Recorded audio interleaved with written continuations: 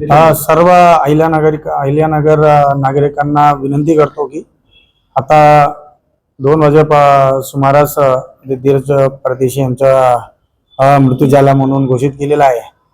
त्यानंतर पूर्ण मी नागरिकांना पूर्ण सिटीमध्ये वातावरण खराब करू नये म्हणून शांतता ठेवण्यासाठी सर्व नागरिकांना मी विनंती करतो की कोणी हातात कायदा घेऊ नये आणि बरेच लोक आता फिरून काही खराब करण्यासाठी प्रयत्न करू। आमच्या पूर्णपणे बंदोबस्त तैनात झालेला आहे सिटीमध्ये। तो फक्त एवढाच विनंती आहे की जे कारणावरून ते घटना घडलेली आहे त्यांच्या योग्यरित्या तपास सुरू झालेला आहे। आम्ही मुख्य आरोपीला पण ताब्यात घेतलेला आहे, आता अटक पण केलेला आहे आम्ही।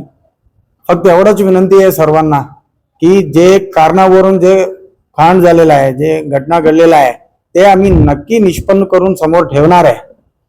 बट काही लोकांना ते अफवा पसरताय की आणि काही समाजमध्ये तेढ निर्माण करण्यासाठी प्रयत्न करताय, त्यांना पण आम्ही आवाहन करतो असं करू नका, नाहीतर आम्ही कायदेशीर कारवाई करणार आहे। आणि फक्त एवढंच आहे, ते नगरमध्ये शांतता अत्यंत म्हणजे बरेच वर्षापासून काही इश्यूज नव्हता, तरी पण आता काही घटना घडल्यामुळे काही बदमाशी एलिमेंट्स घुसलेला आहे आणि ते असा बोलताय की ते समाजमध्ये ते तेढ निर्माण करण्यासाठी प्रयत्न करताय, फिरताय। आमच्या पेट्रोलिंग मध्ये आम्ही नक्की त्यांच्यावर कारवाई करू। तरी पण जे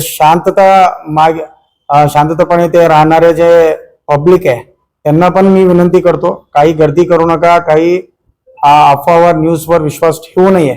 आम्ही केस मध्ये अत्यंत प्रोफेशनलिझम दाखवलेला आहे आणि 24 तास पूर्वी आम्ही मॅक्झिमम आरोपीला पण अटक केलेला आहे। आम्ही आमचं काम करत आहे, आमच्यावर विश्वास ठेव। आम्ही न्याय देण्यासाठी आम्ही इकडे बसलेला आहे।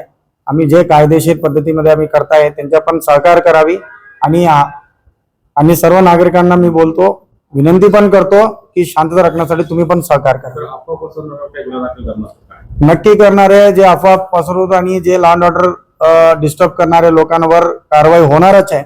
तरी पण मी विनंती करतो, कोणतेही मेसेजवर काही व्हॉट्सअपमध्ये बघितलेलं आहे की 15 जण होता, 20 जण होता, काही दुसरा कारण पसरताय, असं पण करू नका। आम्ही तुमच्या समोर ठेवणारच आहे ते कोणत्या कारणावरून घटना घडलेला आहे। तरी पण आता हे योग्य वेळ नाहीये आणि आमचा तपास पण आता प्रथमतः जे प्रायमरी स्टेजवर आहे, तर आमचा तपास पूर्ण झाल्यानंतर आम्ही तुमच्या समोर ठेवणार आहे। एकूण किती गुन्हा दाखल झालाय आणि आतापर्यंत किती मॅक्झिमम आरोपी जे FIR मध्ये नमूद केलेले सर्वांना मी अटक केलेला आहे।